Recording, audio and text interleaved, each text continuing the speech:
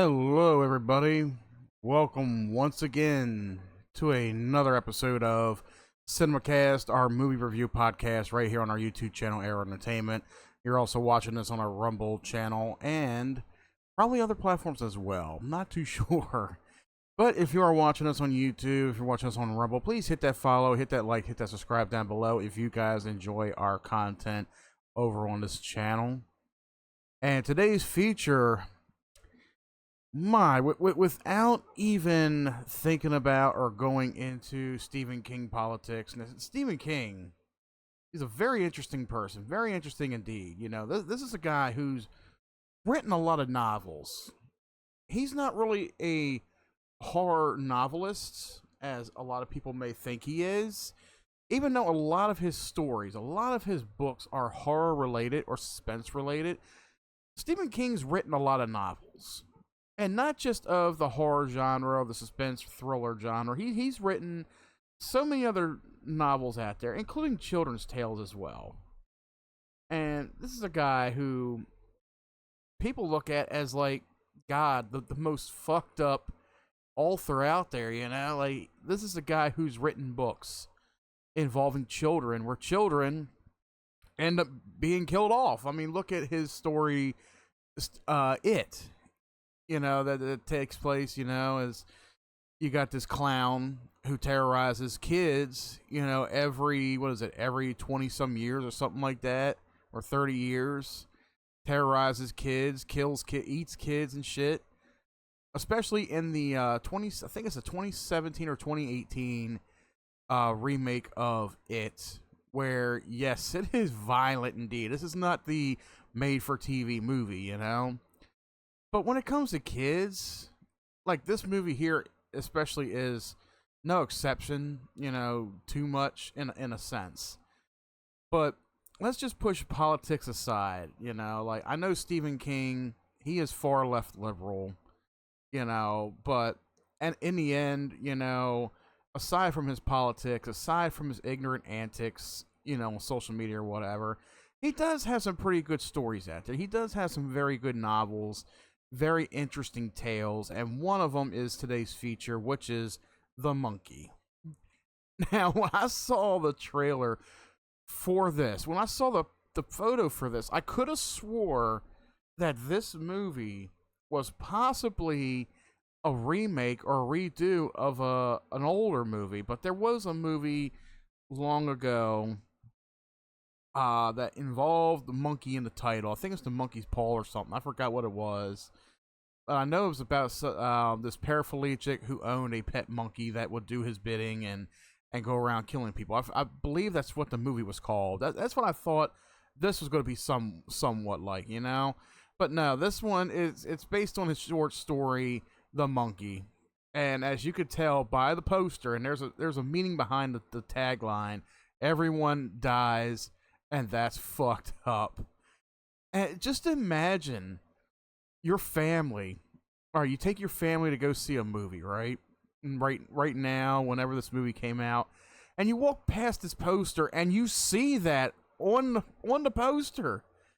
I mean, it might have the little asterisks in it and all, but you know, Junior's sitting there. He knows what it's saying.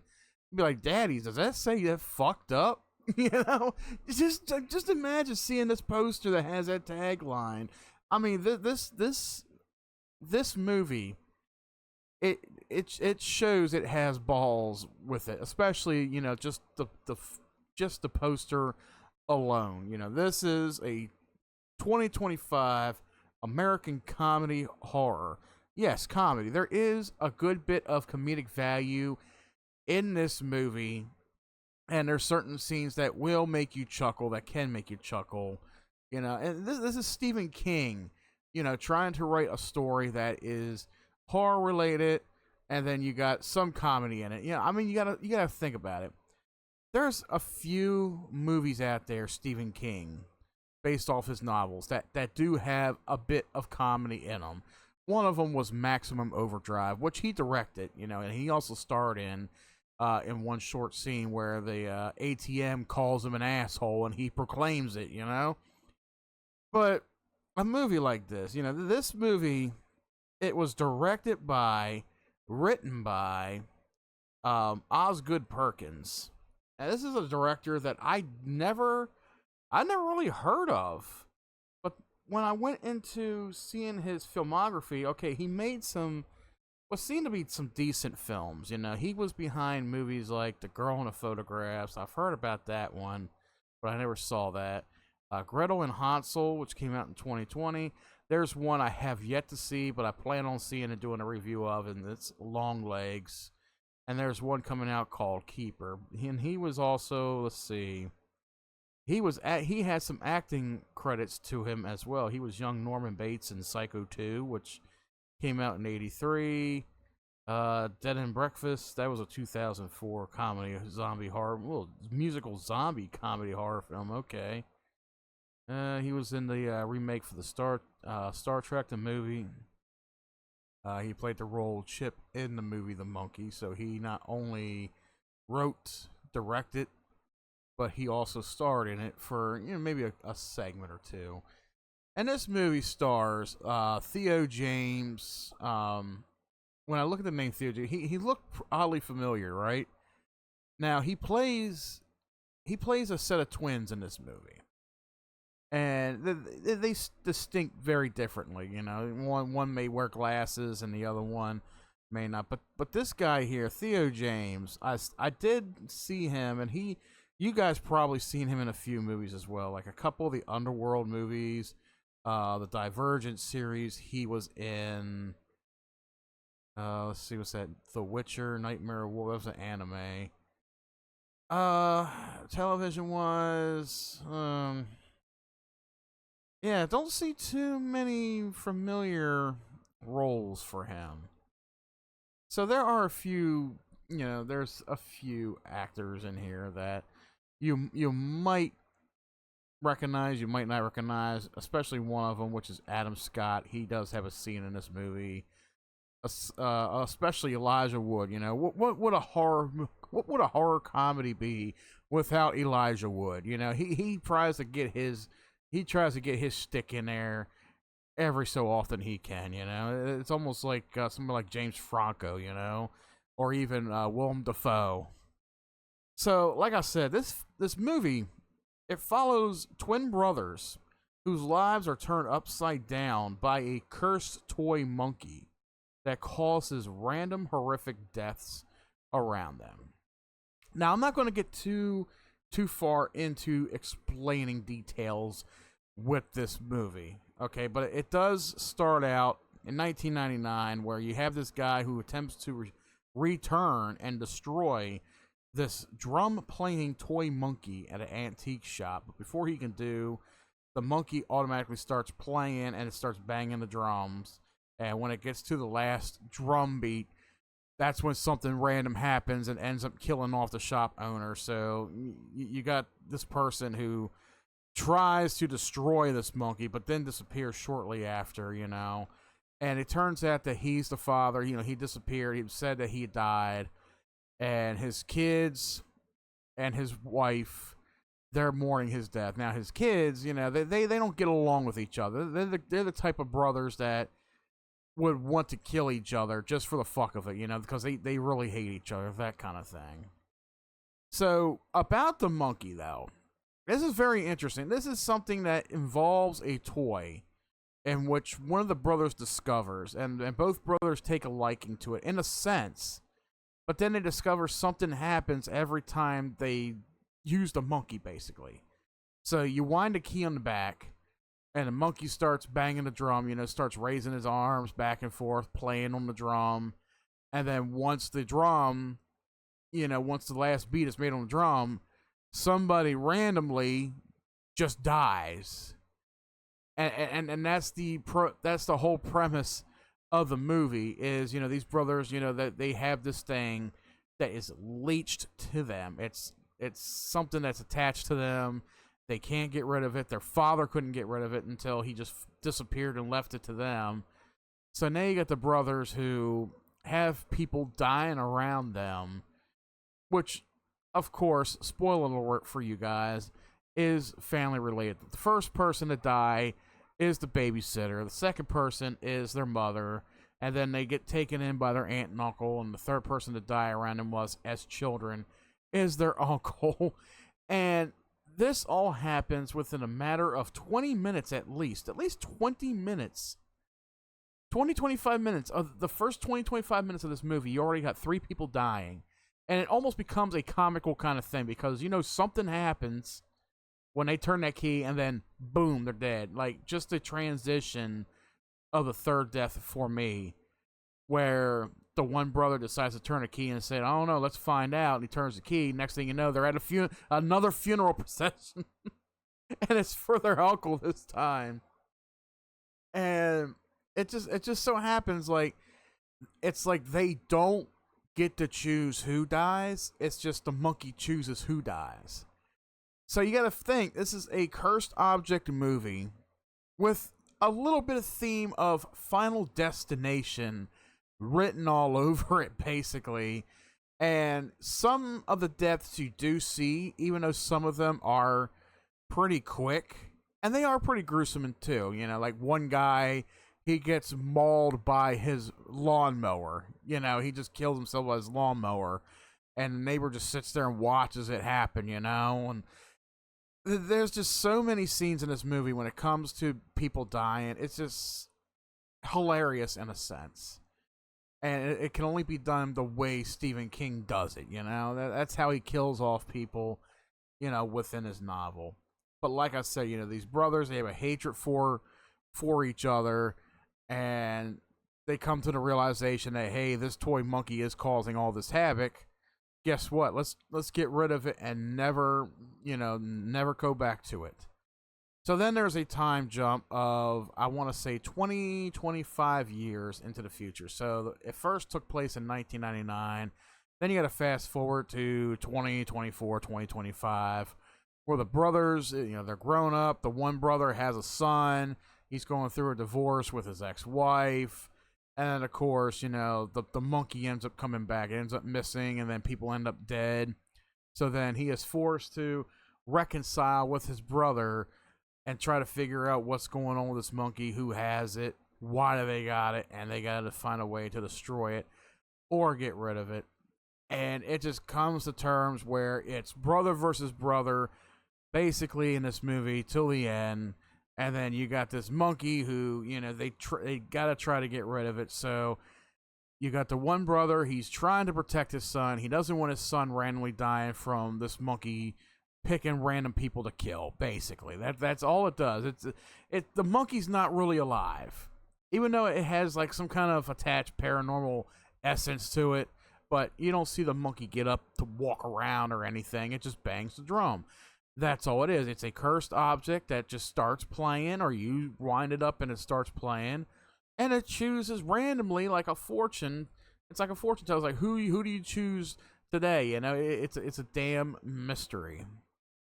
But that's pretty much the entire movie, and of course you got a scene where the brothers are going at it one by one. You got one brother that's actually, spoiler, one brother is trying to use the monkey to kill his other brother, but it doesn't work out in his advantage, and then there's a sibling rivalry that happens up to the point where the monkey is just, you can't get rid of it. You can't basically destroy it. And hence the tagline, when you get to the end of the movie, everybody dies, and that's what's fucked up. Because there is a scene in this movie. Now, I am just making some spoilers. I'm going to make one more spoiler for you guys.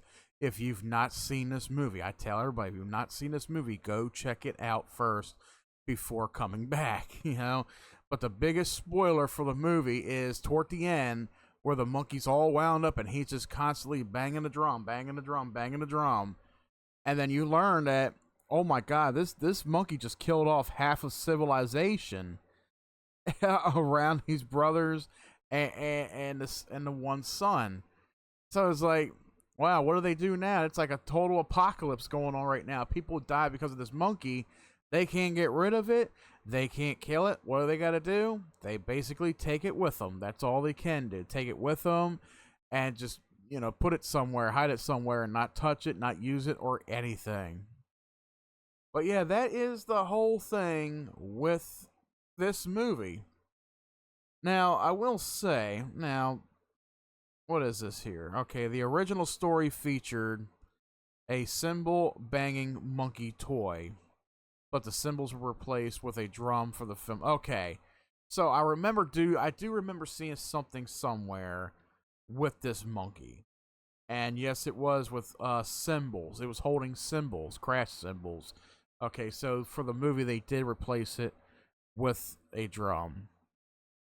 Now, there was a lot going on with the production behind it and the marketing and all, but I will talk about the critical response for this film because this is probably a film that people will like or people will hate or people will just look at it tongue in cheek with certain disgust and be like, I don't know. And that's pretty much how I felt about the movie. Like, I didn't like it, but I didn't hate it. It was an interesting story. It has some good comedic elements to it. The basis of the story, it's already explained basically. But I felt like the movie just kind of rushed through a lot. It's just one of those horror movies where it feels like it rushes through a lot of the plot, especially with certain scenes where it's like, okay, why hasn't this been discovered? Why haven't the police done this? Why haven't this character done that? That kind of thing. And sometimes I have an issue with that, but I think things like that, the littlest things, can cause you to, keep you from enjoying a movie like this. So, Rotten Tomatoes gave this movie a 79% of 197 critics' reviews are positive. The website's consensus read that it's cruelly clever with some unforgettable gory set pieces. The monkey reaffirms director Osgood Perkins' horror bona fides while revealing he also has a surprising, albeit sick, sense of humor. Let me see here. Brian Tallarico of RogerEbert.com gave the film 3 out of 4 stars, writing, Perkins had always been a formerly confident filmmaker, but the monkey contains some of his most striking imagery, shot through with malice by Nico Aguilar, I guess I'm pronouncing the name right, and perfectly assembled by editors Graham Fortin and Greg Ing. Peter Travers of ABC News said that the film loses steam in the final section, but added, King and Perkins are still a dream team of fright masters when it comes to revealing the psychological dread lurking under the macabre monkey shines that keeps us up nights. And then you got the Atlantic's David Sims wrote, in the hands of another director, the tone could wobble too wildly. Perkins is a specialist in making childhood trauma feel grounded and relatable. However, that holds true to the loopy scares of his latest film. But then you got somebody, I don't even want to try to attempt that name, but they are from Inverse. They gave the film a less positive review, describing it as a tonally haphazard and criticizing it for lack of dramatic coherence. He argued that the film's irony and snark undermine any intended commentary about parenthood or death, comparing it unfavorably to Deadpool. I wouldn't say this movie can be compared to something like Deadpool. Deadpool's an action comedy, especially a superhero movie or whatever you want to put it as, Marvel movie. But I don't think I would compare something like this to Deadpool, not unless they're trying to critique it for its violent content, its extreme content, and such. The iPaper's Christina Newland gave the film 2 out of 5 stars, writing, for a movie that professes to be bizarre, shocking, and violent, and which shares a director with long legs, the scariest film of the year, The monkey is surprisingly lacking of any good ideas. In fact, it's the worst thing a horror film can be: boring. And then you got Stephen King himself, who praised the film, describing it as batshit insane. Now, I will say this: a lot of Stephen King books and movies can be maybe batshit insane, but this one doesn't come near close. I mean, this is about a toy that comes into possession of two brothers, and throughout the rest of the movie, you got one brother who's dealing with his son, his teenage son, who he only sees once a year, and he's trying to reconcile things with him before his divorce is finalized and his ex takes his son away from him permanently. He tries to spend that one last day with him.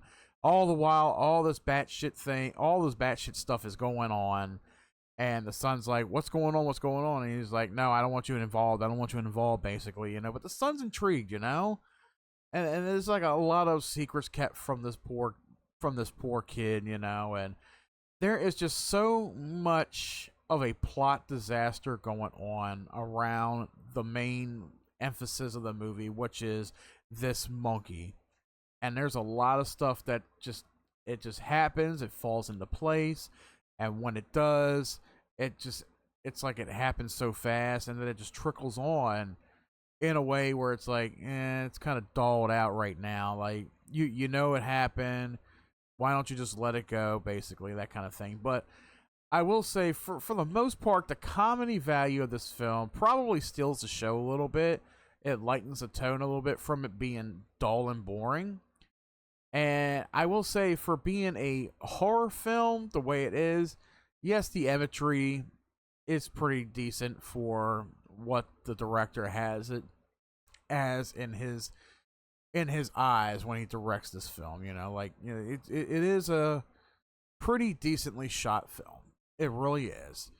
But entertainment wise, if you're trying to enjoy the movie for what it is, I would say go into it with very low expectations, because this is a movie that you'll probably come out liking, or you'll probably come out, I'm glad I didn't do that. It's just a one-timer for me.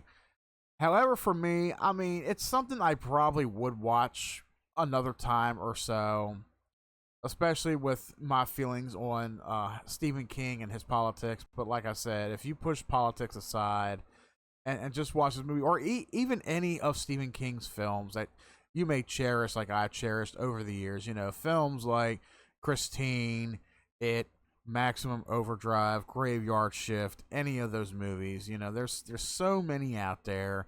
The Shining, Doctor, what was it? It wasn't Doctor Sleep. That's what it was, Doctor Sleep, which was the sequel to The Shining. So movies like that, they still can hold a very terrifying value to them, especially when children are in danger. And Stephen King is well known for putting children in harm's way in his stories.